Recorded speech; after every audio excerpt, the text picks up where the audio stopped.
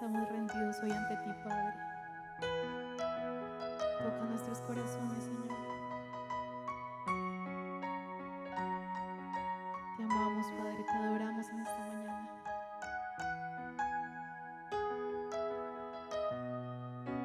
Dios de mi corazón, en ti encontré mi salvación. Tu gloria y majestad quiero siempre contemplar. Tú eres mi adoración y mi eterna canción. Todo mi interior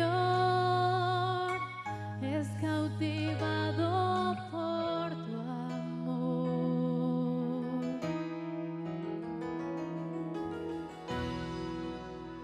Eres Dios eterno, solo tú eres bueno, Dios incomparable, eres tú. Nunca me separaré de tu gran amor, eres mi Señor, mi Salvador.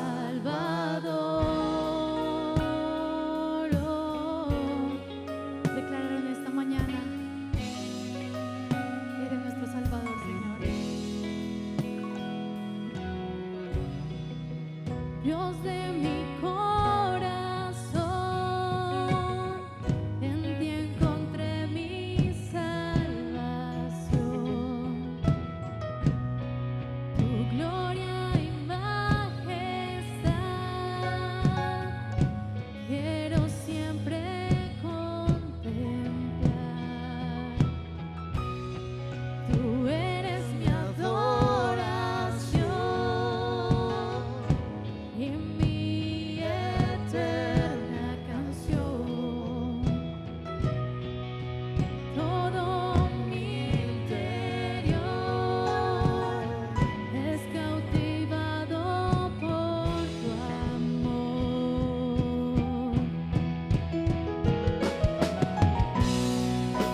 Eres Dios eterno, solo tú eres bueno, Dios incomparable, eres tú.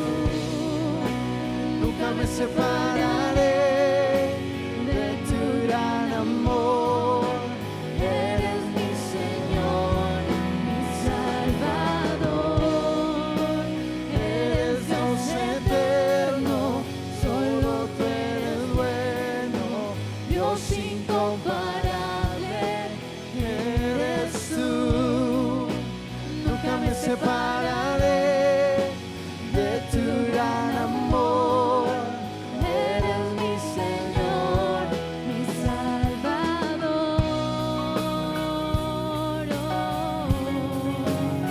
mi Salvador, Señor.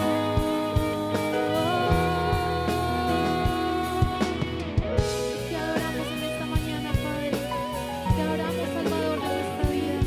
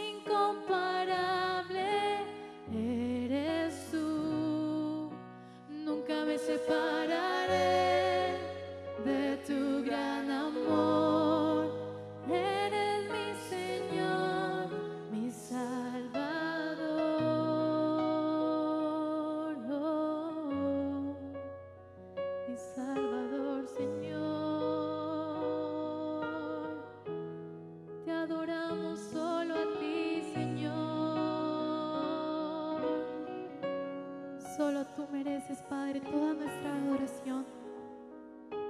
Toda la gloria, Señor, toda la honra te la mereces tú, Padre. No hay nadie como tú, Señor. No hay nadie como tú, Padre. Muévete en este lugar, Señor. Muévete en nuestros corazones, Señor. Muévete en nuestra vida, Padre. Solo te queremos a ti, Señor. Nos aferramos a ti, Padre. Si nacimos es por ti, Dios, y si estamos aquí vivos es por ti, Señor. Gracias, Señor. Gracias, Padre.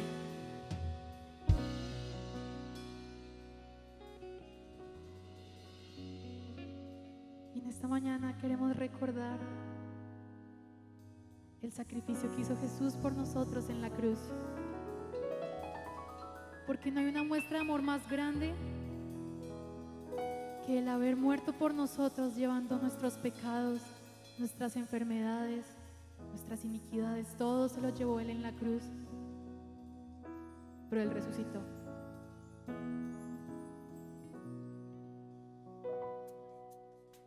Gracias, Padre.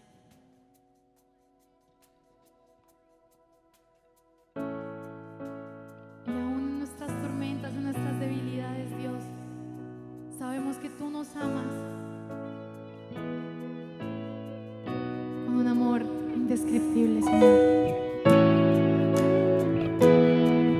Gracias, Padre, te adoramos, Dios.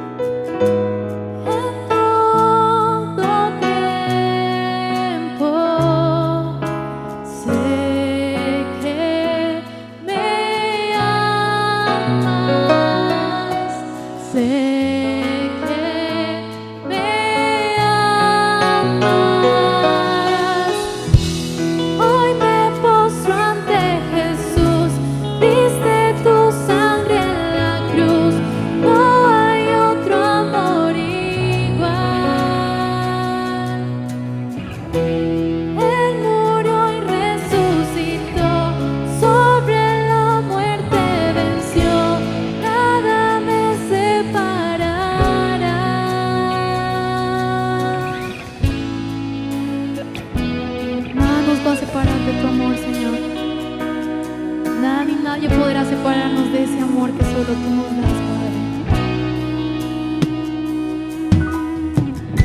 Mi escudo eres, mi protección. Tú me sostienes, sé que me amas.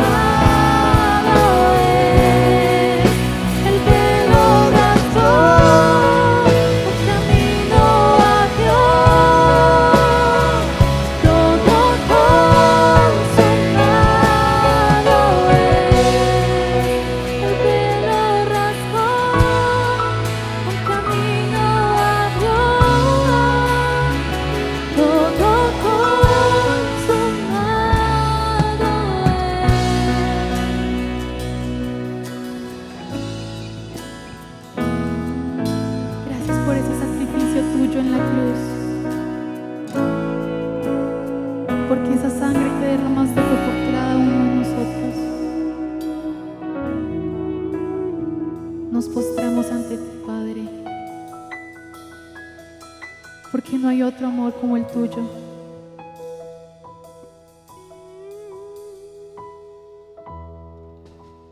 Iglesia, y vamos a cantar una vez más el coro. Hoy me postro ante Jesús, diste tu sangre en la cruz, no hay otro amor igual. Él murió y resucitó. Él murió y resucitó.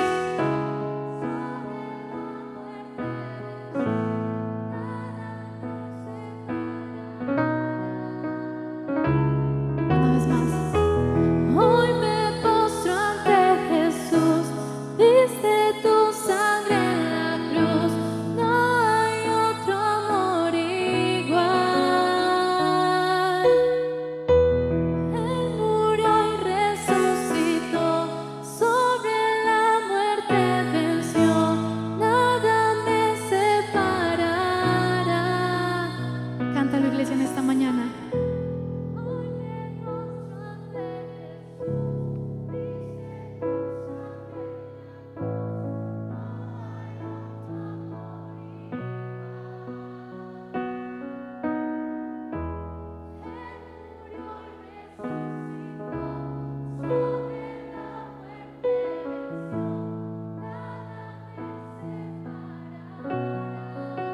El velo rasgó, un camino abrió, todo consumado es. El velo rasgó, un camino abrió, todo consumado es.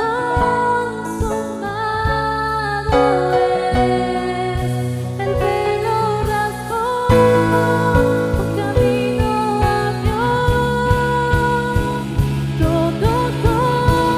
un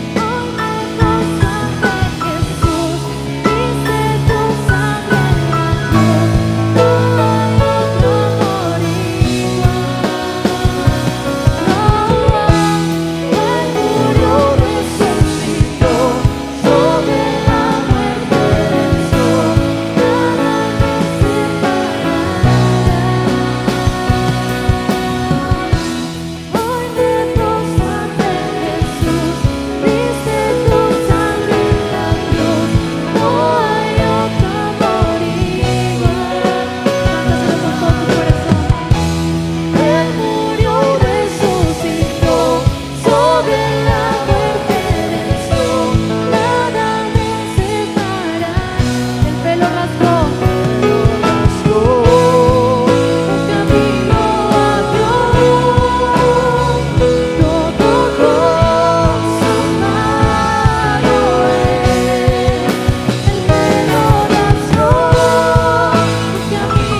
abrió, todo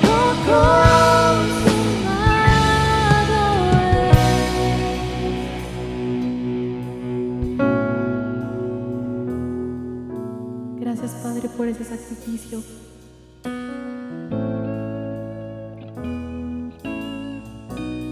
Hoy te adoramos, Señor, estamos agradecidos contigo, Padre. Estamos agradecidos por tu amor, por tu misericordia con cada uno de nosotros. Hoy adoramos a ese Dios grande, a ese Dios eterno. Hoy te adoramos, Padre. Gracias, Señor. Levantamos un fuerte aplauso en esta mañana.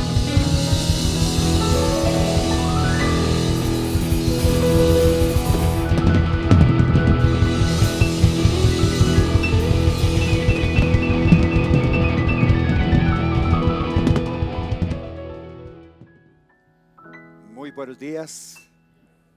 ¿Cómo están todos y todas? Esta mañana me preguntaban cómo estaba y ahorita volvieron y me preguntaron cómo estoy y pues estoy parado, gracias a Dios. Y quiero darle gracias a cada uno de ustedes por sus oraciones, por sus llamadas. Cuando me escriben, quiero contarles que estoy en el proceso de la recuperación. El proceso es supremamente lento. La cirugía fue muy complicada. Les tocó, el médico me compartió y me mostró parte de la cirugía. Les tocó reconstruir una parte muy fuerte de la columna. Creo que colocaron varios tornillos, tuercas, tubos, colocaron una cosa como una especie de caja espaciadora, etcétera, etcétera. Fue muy complicado porque dice que tengo una columna muy gruesa, entonces el taladro casi no perfora el tornillo, entonces los tornillos que tenían en la cirugía fueron pequeños y tocó salir a comprar en la ferretería otros tornillos. Entonces pues imagínense, por eso la cirugía duró cerca de 4 horas y media, 5 horas. Y cuando me acuerdo, él me dice, cuando salimos de la cirugía me dijo que no me iba a mandar medicamentos para el dolor porque él quería que no olvidara el dolor. El pensamiento de él es que la evidencia del dolor es la muestra de la recuperación. Y como soy terco, si yo no tengo dolor, pues me pongo a hacer cosas que no tengo que hacer. Y eso pues me ha llevado a realmente permanecer mucho más quieto, mucho más cuidadoso. Y bueno, ahí vamos en el camino. El dolor pues continúa todavía porque pues la cirugía apenas completó 4 semanas el jueves pasado. Y pues realmente me está jugando una mala jugada el computador.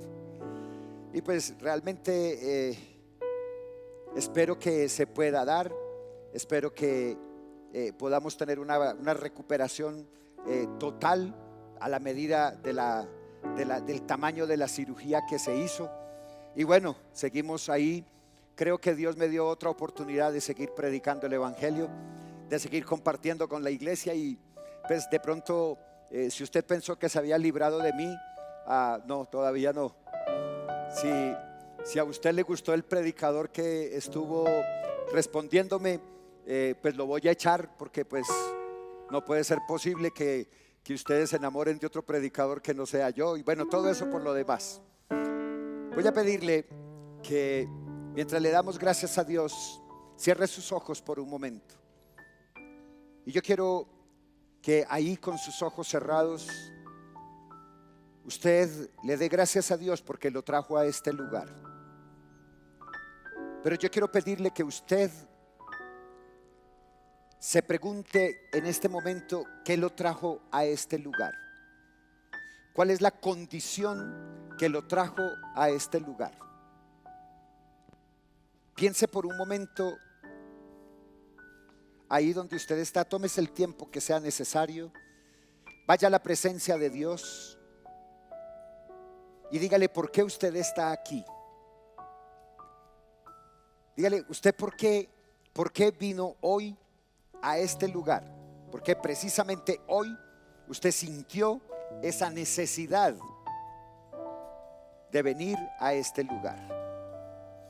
Y mientras usted va pensando, yo quiero invitarle para que usted escuche esta canción, que yo sé que la hemos escuchado varias veces aquí en la iglesia, pero hoy la quiero traer como preámbulo a lo que el Señor me ha mostrado en este tiempo. Ahí con sus ojitos cerrados, y si tiene algo que contarle a Dios, este es el momento especial. Cuénteselo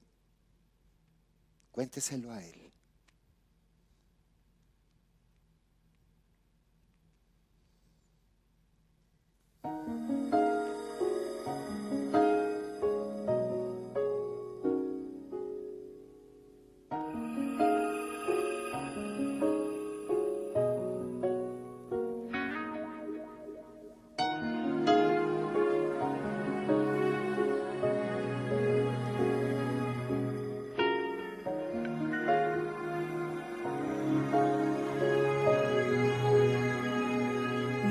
escúchame lo que voy a decirte. Solo serán minutos y tienes que irte. No quiero digas nada, simplemente escucha. Perdona si en un momento te interrumpa. Hoy hace 2000 años fui crucificado, mi cuerpo escupido y ensangrentado. Llevé todas tus culpas sobre mi costado para darte la vida eterna como un regalo.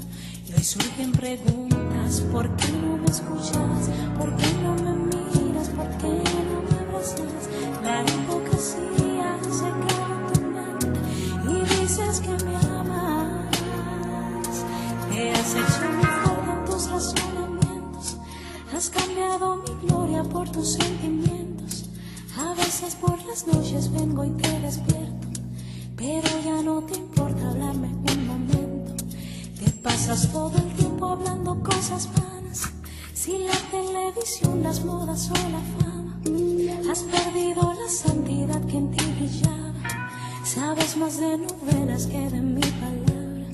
Mi anhelo es usarte, que muestras mi gloria, y en mi devoción que rebosa tu copa, que cambies el mundo cada vez que hablas, pues el tiempo se agota.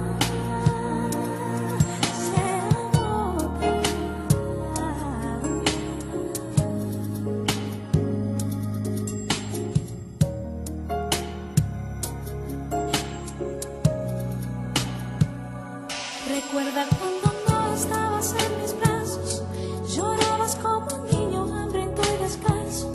En cámara lenta tú y yo nos juntamos, las lágrimas caían bailando en un charco. Te di una nueva vida, te abrí nuevas puertas, llenando tu corazón, borrando la tristeza. Hoy dices que ya tienes hechas tus maletas, te vas al mundo, no importa qué suceda. No puedes negar, siempre estuve contigo. Ojalá que si vuelves yo no me haya ido. Entonces será demasiado tarde y no podrás encontrarme. Tus mejillas se gastarán de llorar por mí cuando recuerdes los momentos junto a ti. Tus mejillas se gastarán de llorar por mí cuando recuerdes los momentos junto a ti. Regresa a mí, a mí, regresa a mí, regresa a mí, a mí. Regresa a mí, a mí. Regresa a mí, a mí.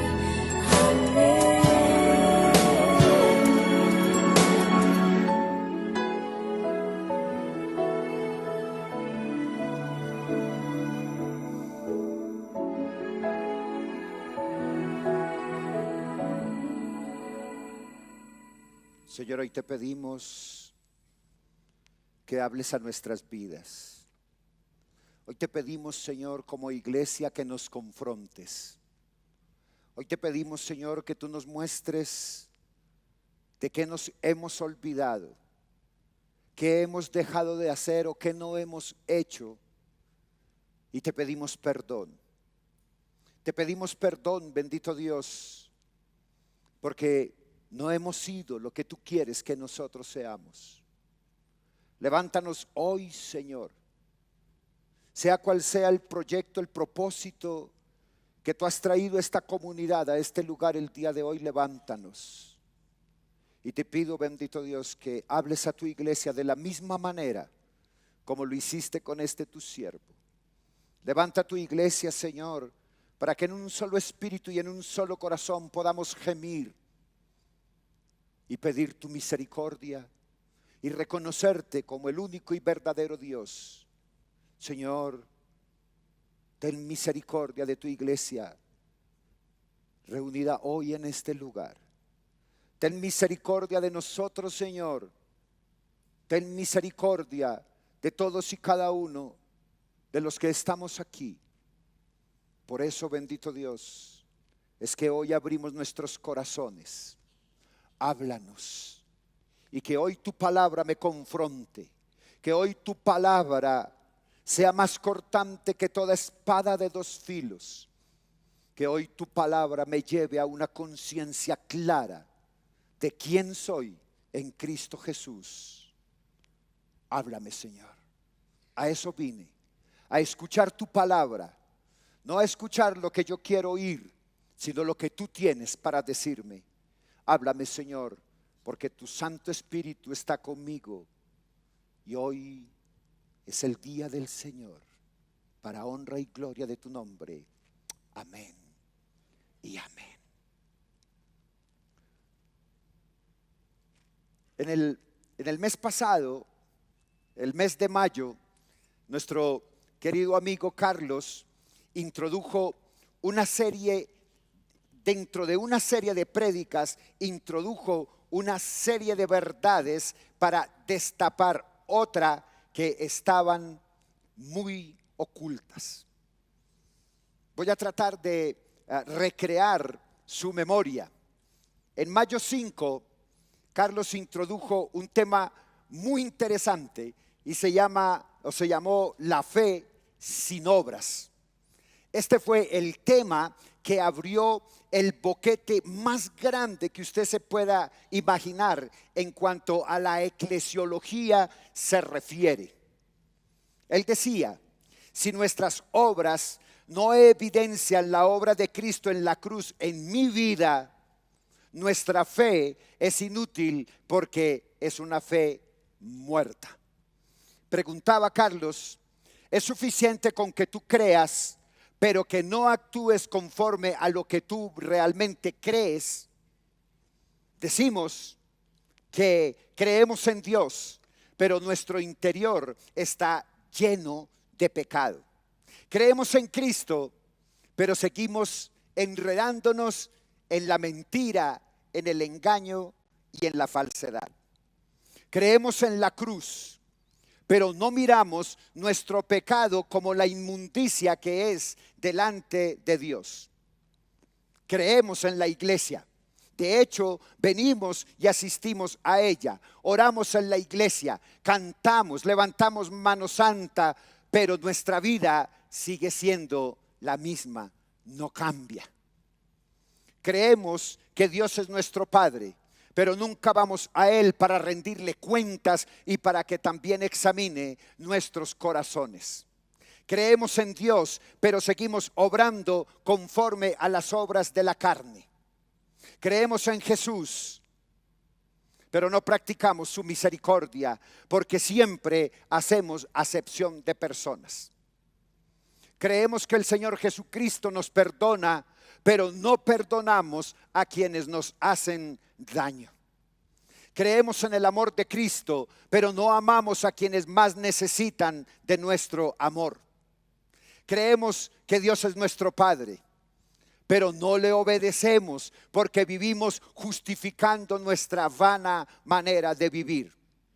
Creemos que Jesús es el centro de todo, con toda canción incluida, pero el centro de nuestra vida somos nosotros mismos. Nosotros somos nuestro propio centro. Creemos que Cristo da la salvación, pero no sentimos vergüenza de nuestro pecado delante de Él, porque sentimos que no estamos tan sucios como otros. A veces, como el publicano y el judío, nos comparamos para ver quién tiene mayor nivel de pecados.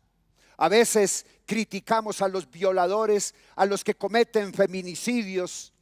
A veces nos paramos frente a Dios y decimos: Señor, ¿tú cómo vas a permitir que Garavito salga libre, un violador de esos? Y Dios le habla a usted y le dice: ¿y usted por qué está libre si usted es más violador que él? A veces sentimos que no estamos tan sucios como otros. Eso es lo que Carlos le llamó una fe muerta. Y Santiago nos pregunta: ¿acaso esa fe te puede salvar? ¿Acaso Usted cree, como muchísimos en el mundo creen, que venir a una iglesia eso ya es ser salvo. Usted cree que por venir a sentarse en una silla en una iglesia o llenar edificios con multitudes, usted ya es salvo.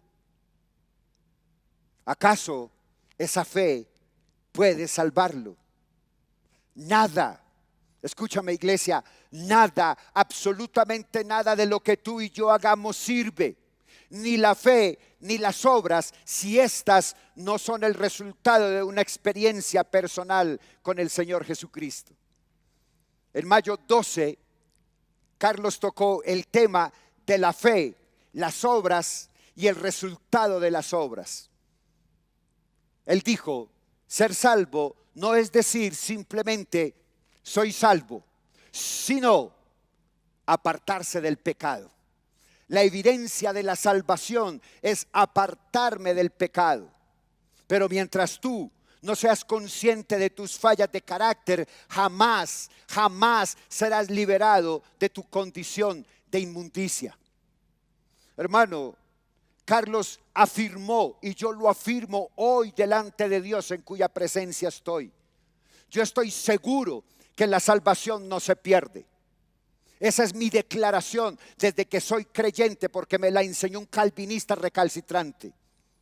Y sé que la salvación no se pierde, porque también sé quién me la dio. Y a mí me la dio alguien que no me la quita. Y si yo creo que la salvación se pierde, es porque nunca la he tenido, o mi vida es tan miserable que todavía estoy en una condición de inmundicia. En mayo 19, Carlos reforzó ese concepto y habló sobre el perdón inmerecido. ¿Recuerdan la parábola en Mateo 18 de ese siervo que fue perdonado por su rey, pero él salió y ahorcó a su consiervo porque no le pagó una miserableza? Y en mayo 26, este varón celebró el Día de la Madre, pero ese día él mostró otra verdad, una verdad que es bien latente, y es la crisis de hoy al interior de la familia. Y no es crisis en el mundo externo, es crisis en la familia cristiana, es crisis en todas las familias. Mis amados, tengo que decirle con dolor, reconociendo esa verdad, que muchas de las crisis de la familia cristiana es causada por la misma iglesia. ¿Sabe por qué? Porque no solamente por meter a las personas en una cantidad de actividades a punto de provocar descuido en el hogar, por andar metidos en cuatro paredes, por andar metido en cuanta actividad se puedan inventar. A veces los cristianos de hoy piensan que entre más actividades asistamos, más creyentes somos y más creemos conocer a Dios. A veces pensamos que si me pierdo un concierto de música movida o de música lenta o un ayuno o algo, estamos dejando de tener intimidad con Dios. Estamos metidos, se ha metido a la iglesia en cuatro paredes. Y se meten en cuanta actividad se puedan inventar. No solamente el activismo, sino que también dentro de la iglesia se forman iglesias. Sí, usted piensa que no, pero dentro de la iglesia se forman iglesitas. Mira, los ministerios se vuelven iglesitas. Cada ministerio está tratando de sacar adelante su tarea para que sea reconocido como líder, o para que avance un poquito más. Cada líder está buscando más protagonismo, entonces por eso generan mucho más actividades y enredan la iglesia, alejándola de la plena intimidad con Dios. Cada ministerio empieza a enseñarles cosas diferentes. Los niños le enseñan cosas diferentes, a los prejuveniles les enseñan cosas diferentes, a los jóvenes, a los hombres, a las mujeres, a las parejas, a todos les enseñan cosas diferentes. Y cuando llegan a sus casas, va a ocuparse de lo que ha aprendido. No hay comunicación, no hay temas afines que los pueda llevar a estar unidos como familia, porque cada uno está en conceptos diferentes. Eso hace entonces que se pierda la comunicación. Eso hace que el diálogo desaparezca. Y mis amados, ¿sabe quién es el único beneficiario de la destrucción de nuestras familias hoy por hoy? Satanás. Porque una familia cristiana apartada de Dios por causa de la iglesia es presa fácil para dañar a otros. Hermanos, cada vez que me sentaba los domingos, prendía mi televisor y escuchaba la prédica de Carlos, el Espíritu Santo, de una forma muy amorosa, porque Él sabe ser muy amoroso conmigo, martillándome mi cabeza todo el tiempo. El Espíritu Santo hablaba a mi vida y me mostraba una verdad triste y supremamente dolorosa. Y yo quiero compartirle esa verdad que el Espíritu Santo me reveló. Y es que yo no conozco a Dios.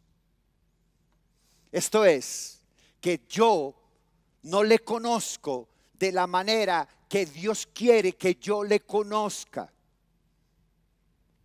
El Espíritu Santo me decía: César, realmente tú no conoces a Dios de la manera que Él quiere que tú le conozcas. Realmente tú no le permites a Él ser Dios para ti. Hermanos, Dios durante todo el mes de mayo le habló, le susurró a la iglesia y le decía: iglesia, ustedes se jactan de venir a este lugar, pero ustedes no me conocen. Salían a los grupos de vida y qué barrabasadas las que hablaban. Confundieron la salvación como si fuera un negocio. Confundieron las obras, la salvación y la fe, porque no le conocen. Qué pena tener que reconocer que no conocemos a Dios porque no le permitimos ser el Dios que Él quiere ser para mí. Estaba yo analizando ese concepto que retumbó mi mente y me fui al Antiguo Testamento y encontré que Dios tomó a un pueblo para Él. Hermanos, esta iglesia le pertenece a Dios. Esta iglesia no es del pastor. Esta iglesia le pertenece a Dios, porque Dios pagó un precio por ella. Dios pagó un precio en la cruz de su Hijo. La sangre derramada fue por ti y fue por mí, para que tú y yo le conociéramos, para que tú y yo le buscáramos, para que tú y yo estuviésemos convencidos de su gloria eterna. Dios tomó un pueblo para Él. Él no tomó un pueblo lleno de características especiales. Él no tomó un pueblo rico ni inteligente que el resto. Solo que Él tomó un pueblo para que Él pudiera ser Dios para ellos. La Biblia dice en el libro de Éxodo, en el capítulo 6, en el verso 7. Escúchame lo que dice. Éxodo capítulo 6. En el verso 7, y os tomaré por mi pueblo y seré vuestro Dios, y vosotros sabréis que yo soy Jehová, vuestro Dios, que os sacó de debajo de las tareas de esclavitud de Egipto. Hermanos, Dios le estaba diciendo al pueblo de Israel, como te lo está diciendo hoy, en otras palabras: voy a enseñarles a ser mi pueblo para que yo pueda ser Dios para ustedes.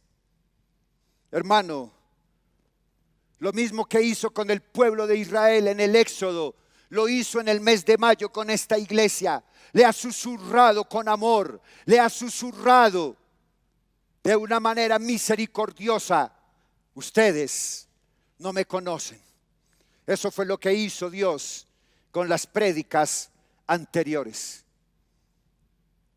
Mis amados, Estamos viendo cómo el evangelismo en el mundo se mueve a través de las emociones. Estamos viendo cómo cada día surgen nuevos movimientos eclesiológicos, que el pentecostalismo, que el neopentecostalismo con sus doctrinas y sus declaraciones falsas, erradas, malintencionadas, que lo único que hacen es dañar la iglesia del Señor Jesucristo. Hermanos, en el mundo hoy hay una tremenda crisis. Hay una tremenda crisis de fe en la iglesia. ¿Sabe por qué? Porque no conocen a Dios, porque no le conocen. Hermanos, es una crisis generada por el propio liderazgo de las iglesias a través de la predicación y la proclamación de falsas doctrinas. Los falsos profetas y todo aquello que está tratando de robarle la gloria a Dios. En todo ese tiempo de mi incapacidad y de mi convalecencia, me puse a analizar diferentes elementos, diferentes cosas de por qué Dios estaba llevándome tanto a contristar mi mente y mi corazón, para que yo pueda entender que no le conozco. Estuve viendo la prédica de un hombre, de un falso profeta, de un mentiroso engañador en una mega iglesia. Y yo miraba y decía, Señor, ellos te conocen. Y cuando vi la exposición que ese mentiroso hizo, sentí vergüenza y sentí más dolor, porque tocó decir, esa gente que está ahí tampoco te conoce. Y es porque toda su mirada no está puesta en Dios, sino que está puesta en ese predicador. Eso me llevó a cuestionarme mucho. Y me llegó a preguntarme, cuando un cristiano dice amén a todo lo que un falso profeta dice, él está afirmando que es verdad. Cuando usted escucha a un predicador, a un payaso de la Biblia, a un traficante de la Biblia, decir créalo, concíbalo, declárelo y recíbalo, y usted dice amén, usted está afirmando que eso que ese predicador está diciendo es verdad. Usted lo cree. Pero realmente, cuando decimos amén, estamos conociendo realmente al Dios de la Biblia.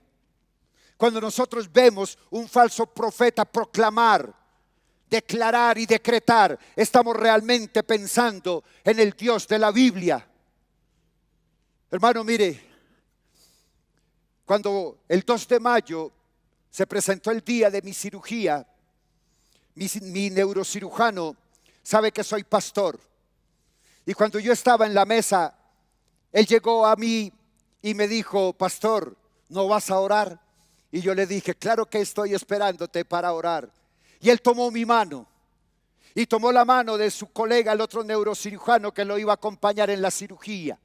Y tomó la mano del anestesiólogo, y el anestesiólogo tomó la mano del ortopedista de columna, y se le unieron las enfermeras y rodeamos y oramos. Y al final de mi oración yo le dije, Señor, si ya es el tiempo de partir, estoy listo. Pero si aún me tienes para estar aquí, dame la oportunidad de poder seguir predicando el evangelio. Un evangelio de verdad. Así la iglesia se desocupe. Y yo pensaba en ese momento cuando varios predicadores, pastores, cantantes oraron por Julio Melgar y declararon sanidad en su vida. Y le pusieron las manos en su cabeza declarándole que era sano en el nombre de Jesús. Y yo pregunto, iglesia, y es que porque ese tipo declaró, Dios tiene que correr. Y si no lo sana, ¿qué? Y no lo sanó. Dios quería que Julio Melgar fuera a adorarle al cielo. Entonces, ¿de qué sirven las declaraciones o de qué sirve decretar? Si contra la soberanía de Dios y la voluntad de Dios no le sigue nada, absolutamente nada. Si Dios quiere levantarte, te levanta. Y si Dios quiere tenerte siempre arrodillado, gimiendo y clamando, Él lo va a hacer. No porque un pastor o no porque un tipo que se cree con dones sobrenaturales te decreta sanidad o te decreta que te vas a ganar la lotería o que vas a salir de la miseria económica. Si a Dios no le place, Él no lo hace. Pero lo creen, ¿saben por qué? Por el escaso conocimiento que se tiene de Dios. Hermanos, cuando tú escuchas televangelistas, cuando tú escuchas hombres decretar, proclamar, hombres, en estos días me llamó mucho la atención cuando veo un nuevo estilo de los apóstoles y veo un tipo, yo no lo puedo hacer, pero el tipo llegaba y llamó a un señor bastante subido de peso y hizo así y el tipo brincó y luego hizo y el tipo se fue para atrás y luego hizo así y el tipo empezó a dar vueltas y yo dije, ay, voy a buscarme a alguien en la iglesia para hacer lo mismo. Claro, porque todo el mundo lo aplaudió y todo el mundo decía, amén. Realmente ese es el Dios que tú estás buscando cuando vas a la iglesia. Estamos realmente pensando en el Dios de la Biblia. La pregunta que todos debemos hacernos y la pregunta que yo quiero responderme en estos días es, ¿tú conoces a Dios? ¿Le conoces verdaderamente a Él, al Dios de la Biblia? ¿O ese Dios que tú buscas es meramente un Dios imaginario? Es un Dios como esos buenos amigos que teníamos cuando estábamos chiquitos, que le llamábamos amigos imaginarios. Esos amigos imaginarios que nosotros mismos nos creamos. Hemos creado ese Dios imaginario. Ese es el Dios en el que tú crees. Ese es el Dios en el que tú crees que le comes cuento a todos los que proclaman algo y emocional dicen amén. Hemos perdido tanto el conocimiento y el respeto de Dios que yo siento pena, y perdóneme, siento pena cuando escucho a alguien orar y dice papito Dios. Cuando oigo a alguien que dice el man está vivo. Cuando oigo a alguien decir que Él es mi parcero, que Él es mi amigo. Él ni es papito Dios, ni es tu parcero, ni es tu amigo. Él es Dios Jehová de los ejércitos, grande, soberano, temible y poderoso. Hermano, y cuando usted lo trata de esa manera, cuando usted disminuye a Dios por debajo de su estatura, es porque usted no conoce al Dios de la Biblia. Respételo, y cuando usted ore, órele a Él con sabiduría y con temor. Recuerde que cuando usted dice amén, está siendo cómplice de lo que está escuchando y lo está diciendo con su boca. Mi amado, no fue un tiempo fácil, porque no solamente tenía el dolor físico de mi recuperación, sino que también tenía dolor en mi corazón de entender que durante tantos años estaba perdiendo el tiempo y que todos los días más personas se pierden cuando van en búsqueda de otros lugares donde les van a hablar al oído, donde les dicen lo que usted quiere oír, nunca lo que usted necesita oír. Y orando y clamando a Dios, estoy seguro que fue el Espíritu Santo que me llevó a un texto en la Biblia que quiero compartir con ustedes. Vaya conmigo, por favor, a primera carta de Juan, en el capítulo 2.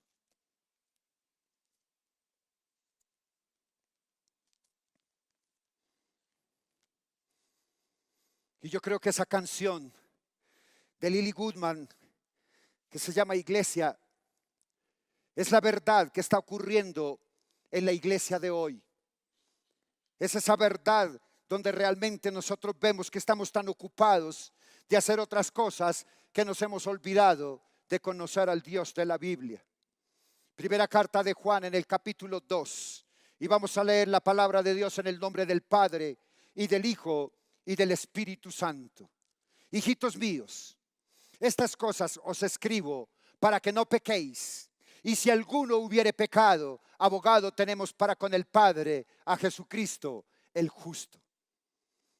Y Él es la propiciación por nuestros pecados, y no solamente por los nuestros, sino también por los de todo el mundo.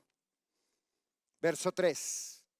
Y en esto sabemos que nosotros le conocemos si guardamos sus mandamientos. Verso 4.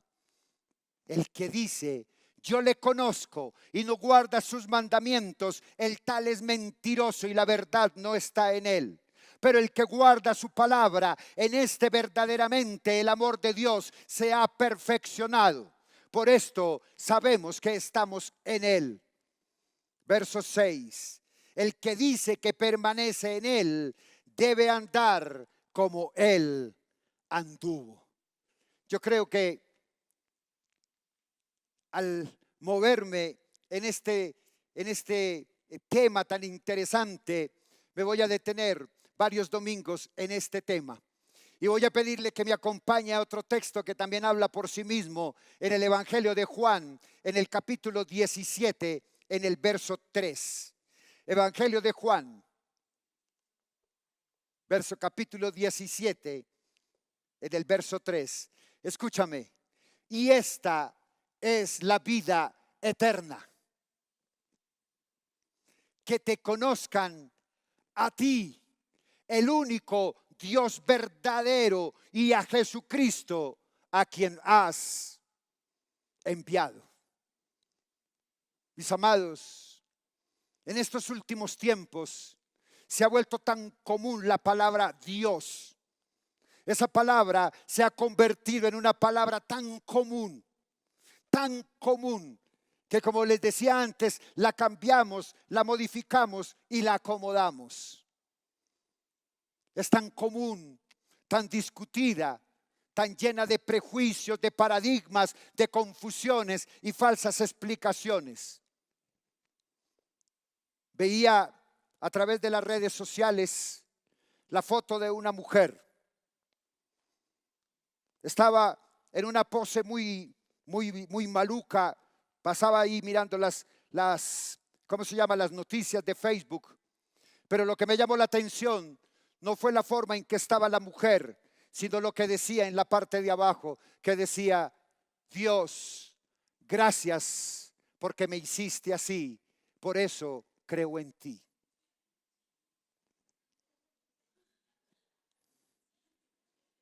Wow. Entonces, todo mundo cree en Dios. Todo mundo cree en Dios. Todo mundo dice: tenga fe. Si Dios quiere, ponga fe. Dios es bueno.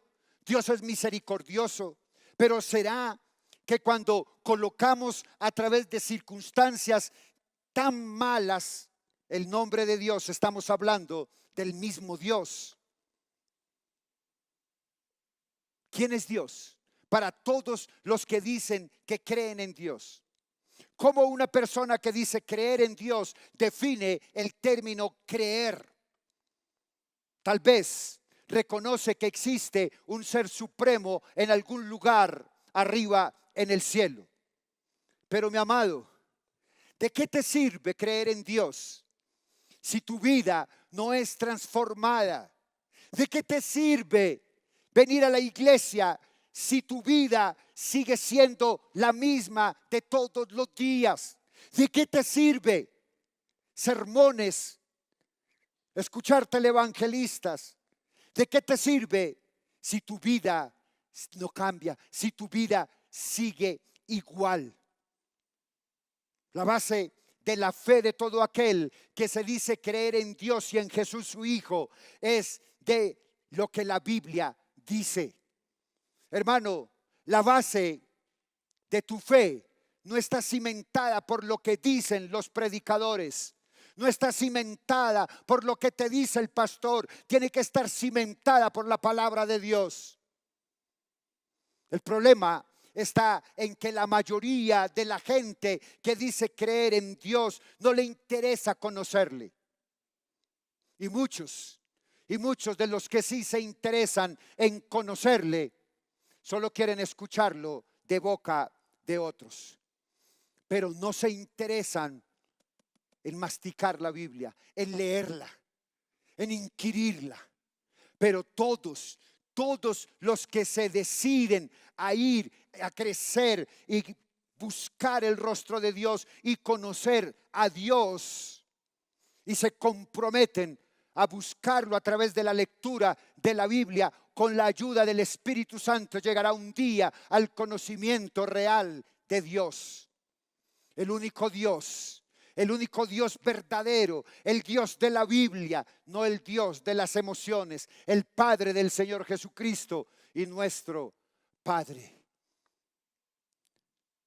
Mis amados, en esta primera porción del segundo capítulo de la primera carta del apóstol Juan, estamos siendo desafiados. Estamos siendo retados a hacer una pausa en nuestro caminar cristiano para hacernos una pregunta. Y esa pregunta quiero que usted se la haga hoy. ¿Cómo sé si conozco a Dios? Y si creo que le conozco, ¿cómo puedo saber que tanto le conozco?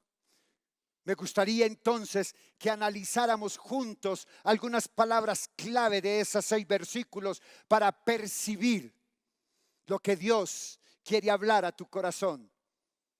Pídale a Dios que le hable, así como lo hizo conmigo, así como el Espíritu Santo me contristó de tal manera para entender que realmente yo no conozco a Dios de la manera como Él quiere que yo le conozca.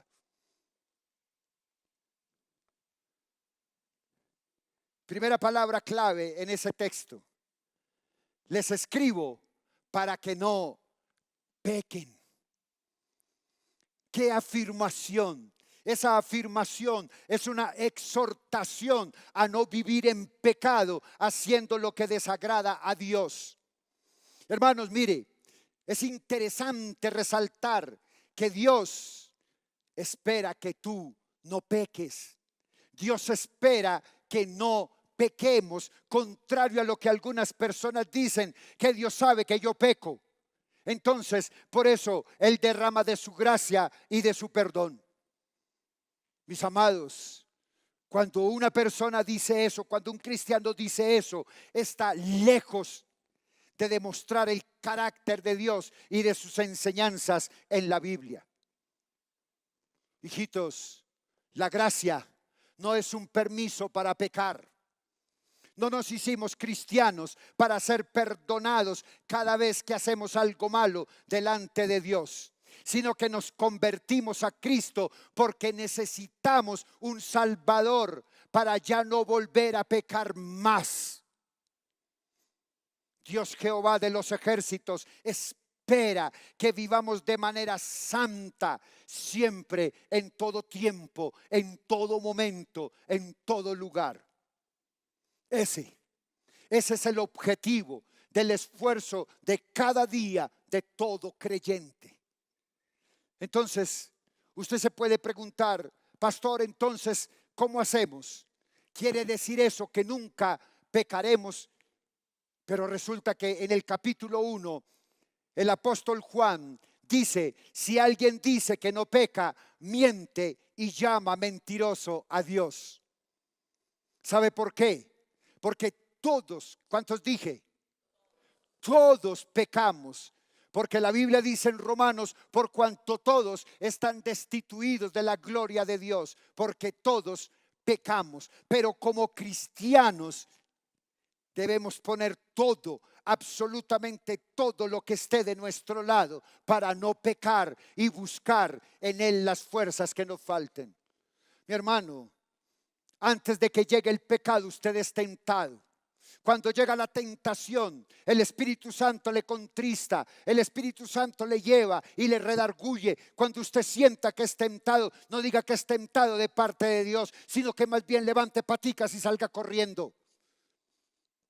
Tiene la oportunidad de decirle mientras sale corriendo: Señor, dame la fuerza para poder vencer el pecado que se me viene encima.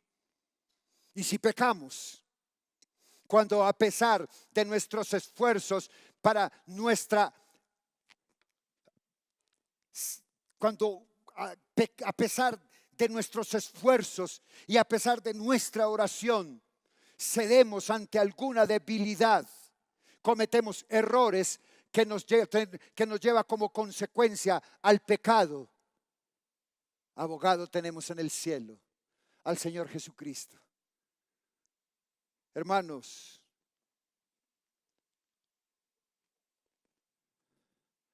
Dios sabe que tú pecas, pero no te ve pecar. Porque si Dios te viera pecar, Él te levantaría de su tierra, te raería de la tierra. Por eso es que Dios dio a su Hijo unigénito, para que Él fuera a la cruz, para que fuera propiciación por nuestros pecados. Dios no te ve, Dios ve a Jesús. El Señor Jesús es el que se pone frente a Dios para mitigar su ira y pedir clemencia por ti cuando pecas. Por eso el apóstol Juan dice en su segunda frase, y si pecamos, entonces cuando a pesar de nuestros esfuerzos y oración cedemos ante alguna debilidad o cometemos errores que no traen consecuencia, sino el pecado, debemos recordar quién es Jesucristo y lo que Él hizo y la obra que Él hace por nosotros. Por eso Juan dice que el Señor Jesucristo es la propiciación por nuestros pecados. ¿Qué significa propiciación? Propiciación significa que Él atrae el favor de Dios, ablandando su corazón y cambiando la ira por bondad y por misericordia mediante su sacrificio en la cruz. El Señor Jesús nos coloca en una posición donde podemos ser perdonados al cubrirnos con su sangre preciosa. Pero algo que no podemos olvidar es que no se trata de pecar porque vamos a ser perdonados, sino de evitar a toda costa el pecado, sabiendo que cuando no lo logremos, Jesús estará ahí para levantarnos, perdonarnos y renovar nuestras fuerzas. Número 3, en esto sabemos que le conocemos. Usted se puede preguntar, ¿y qué tiene que ver el pecado con el tema que estás predicando del conocimiento de Dios?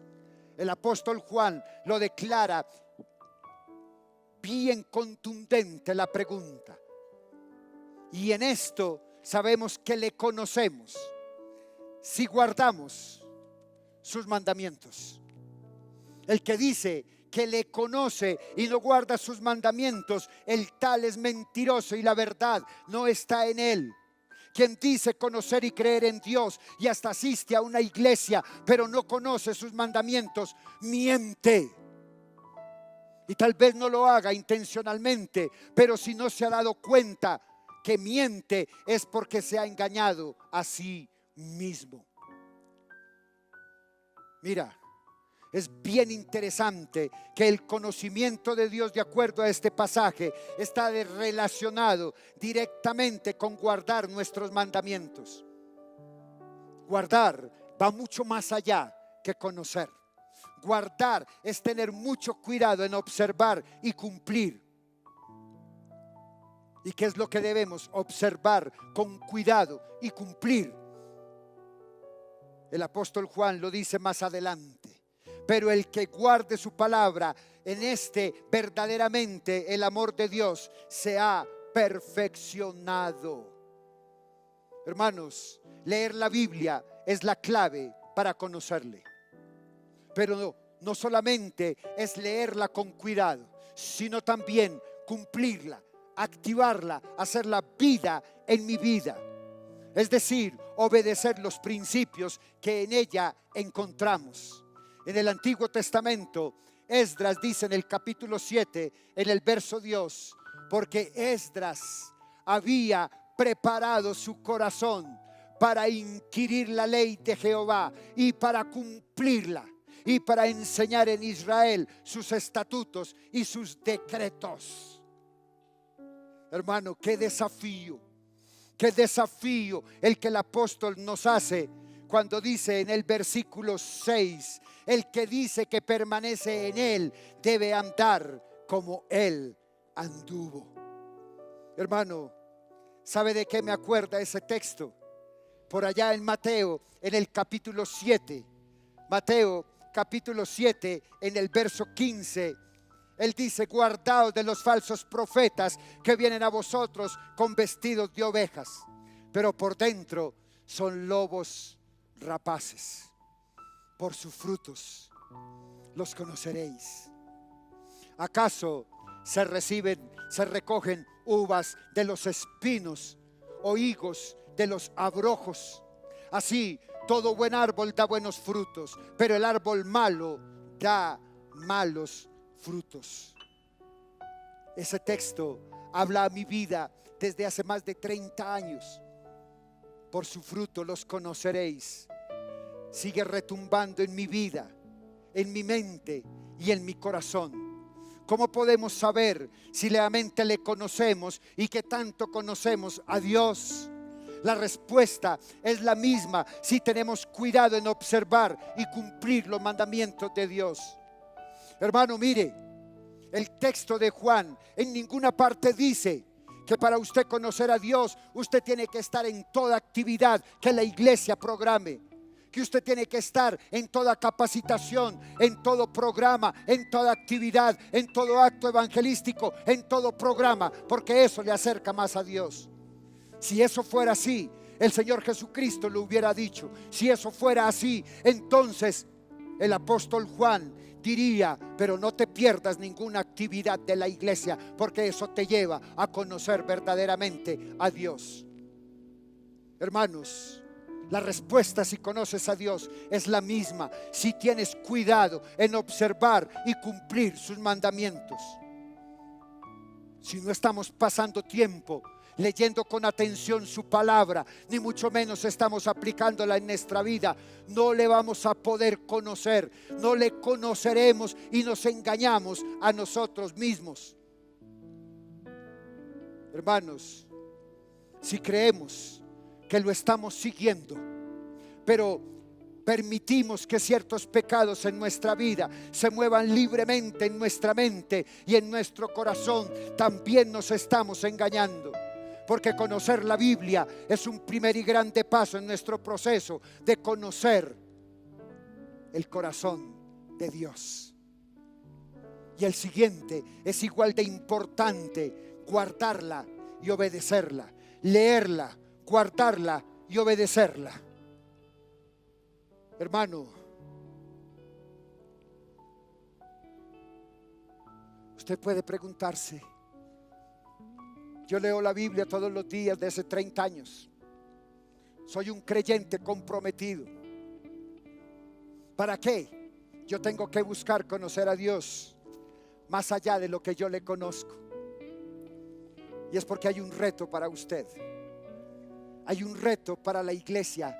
Y ese desafío es hacer que nuestro propósito al conocer más de Dios sea el de encontrar nuevas maneras de agradarlo, de agradecerle lo que Él ha hecho y de mostrarle nuestro amor y nuestra gratitud. Leí en esta semana una exposición de Paul Washer y me llamó mucho la atención lo que él dijo, porque dijo lo siguiente: mis amados, yo todos los días amo más a mi esposa. ¿Y sabe por qué la amo más? Porque todos los días la conozco un poco más. Y yo me acordé de mi esposa, me acordé de mi muchacha, porque mi esposa sabe que yo no la amo. Ella sabe que yo la dejé de amar hace varios años, ya hace como 22 años. ¿Sabe por qué la dejé de amar? Porque me enamoré de ella. Porque me enamoré de sus defectos. Porque aprendí a amar sus cualidades. Pero también aprendí a ver sus defectos. Y cada que yo la veo comprometida conmigo, me enamoro más de ella. cada vez que yo la veo que ella sufre con mis convalecencias, con mis achaques y con mis chocheras, me enamoro más de ella, porque veo que ella se enamora de mí. Y me enamoro más de ella porque le conozco más, porque cada día le conozco un poco más.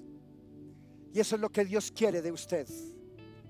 Eso es lo que Dios demanda de la iglesia, que usted le ame como consecuencia de conocerle un poco más. No le ame porque hizo un milagro en su vida. No le ame porque usted viene a la iglesia. Ámelo porque usted le conoce todos los días un poco más. Mis amados, el proyecto de la iglesia simple no es un proyecto perezoso. Ser una iglesia simple, con una visión simple, formando discípulos maduros con la mente de Cristo para servir al mundo, no es una tarea para perezosos. Es una tarea mucho más fuerte y pesada que el activismo, porque demanda de ti intimidad con Dios, demanda de ti un compromiso de leer su palabra, de guardarla y de hacer la vida en su vida. Es más que una actividad, es amarle a Él. Voy a pedirle que cierre sus ojos. Y yo estoy seguro que el Espíritu Santo ha hablado a su vida. Estoy totalmente seguro que el Espíritu de Dios ha descendido a este lugar con su amor, con su misericordia, y te ha dicho: yo estoy aquí. Quiero escuchar de ti que me amas, que me deseas y que me necesitas. Quiero pedirte hoy, Señor, que tú tomes tu iglesia, porque sé que has hablado a tu iglesia, y perdona nuestro pecado, perdona nuestra maldad y nuestra iniquidad. Perdónanos, oh Dios, porque cuántas veces nos hemos equivocado en el camino y hemos desviado nuestra mirada y nuestra mente. Hemos ocupado nuestro tiempo en cosas de poca significancia, en lugar de buscarte a ti, al verdadero Dios y Padre, Señor nuestro.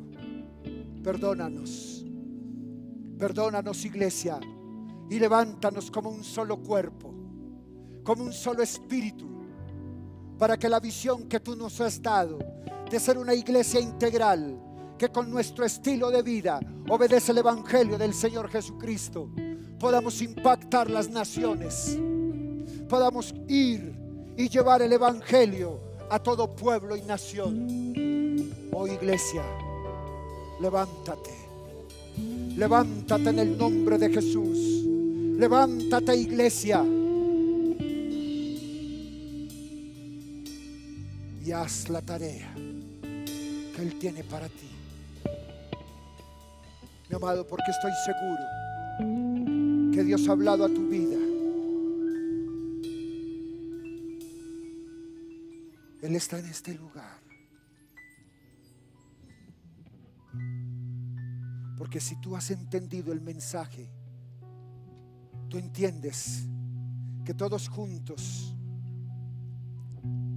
honramos a Dios cuando tomamos la Santa Cena, que todos juntos reconocemos la grandeza de Dios en todo tiempo y en todo lugar.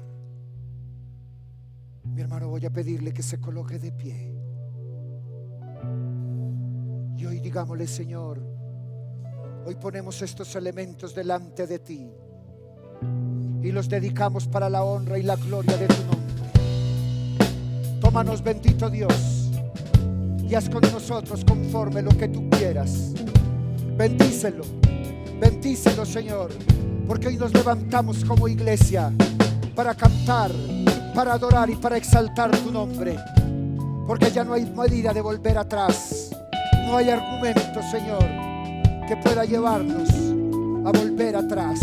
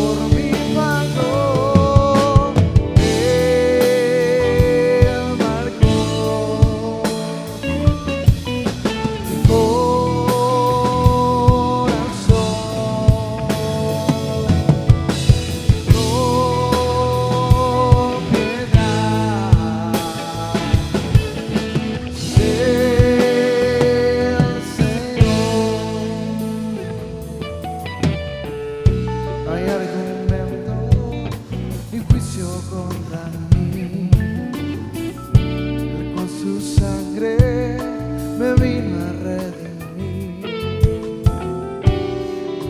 No hay condenación, ya no soy más un deudor.